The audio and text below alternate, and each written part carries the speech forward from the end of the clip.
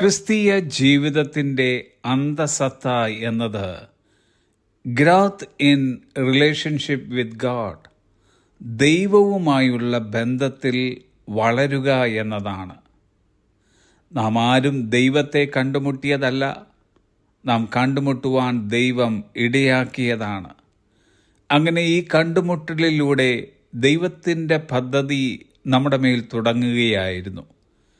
ഒരു യഥാർത്ഥ ക്രിസ്തീയ ജീവിതം അവിടം കൊണ്ട് ആരംഭിക്കുന്നു. ഈ ജീവിതം പൂർണ്ണാവസ്ഥയിൽ യാഥാർത്ഥ്യവും ആസാധ്യകരവുമായി തീരണമെങ്കിൽ കർത്താവുമായുള്ള ബന്ധത്തിൽ നാം അനുദിനം വർദ്ധിച്ചു വരുന്നവരാകണം. ഇന്നലേക്കാൾ ഇന്ന് നാം കർത്താവിനോട് കൂടുതൽ അടുക്കണമെന്നർത്ഥം. കൂടുതൽ അടുക്കുവാൻ കഴിയാതെ വണ്ണം എന്തെങ്കിലും തടസ്സങ്ങളോ കുറവുകളോ നമ്മിലുണ്ടെങ്കിൽ അതിന്മേൽ നാം ജയം പ്രാപിച്ചിരിക്കണം. സെക്കരിയ പ്രവചനം 1-ാം അധ്യായം 3-ാം വാക്യം, മലാക്കിയുടെ പുസ്തകം 3-ാം അധ്യായം 7-ാം വാക്യം, എങ്കിലേക്ക് തിരുവീൻ എന്ന് സൈന്യങ്ങളുടെ യഹോവയുടെ അരുളപ്പാട്, എന്നാൽ ഞാൻ നിങ്ങളുടെ അടുക്കിലേക്ക് തിരിയും. എൻ്റെ അടുക്കിലേക്ക് മടങ്ങി വരുവീൻ, ഞാൻ നിങ്ങളുടെ അടുക്കിലേക്കും മടങ്ങി വരും. മടങ്ങി വരിക എന്നതിൻ്റെ എബ്രായ പദത്തിൻ്റെ അർത്ഥം turning back or coming to a place, condition or activity that one has experienced before.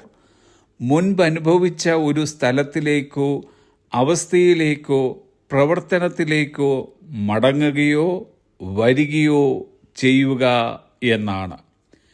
ഇവിടെ 2 കാര്യങ്ങൾ അതിപ്രധാനമാണ്. ഒന്ന്, കർത്താവുമായുള്ള ബന്ധത്തിൽ മുൻപുണ്ടായിരുന്ന നിലയിൽ നിന്നും പിറകോട്ട് പോയിട്ടുണ്ടെങ്കിൽ മടങ്ങി വരിക.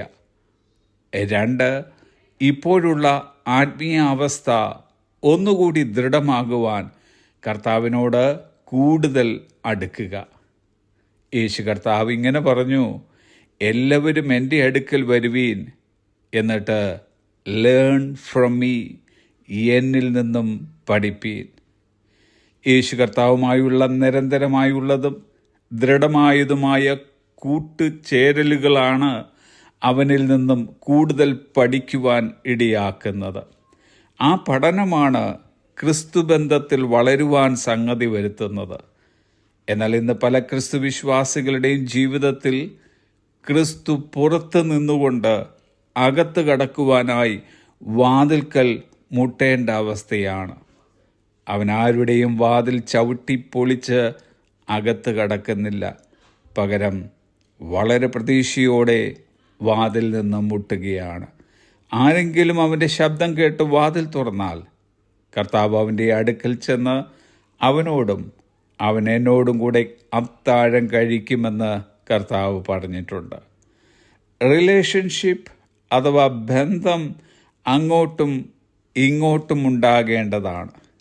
Now ball is on our court. ഇപ്പോൾ പന്ത് നമ്മുടെ കോർട്ടിലാണ്.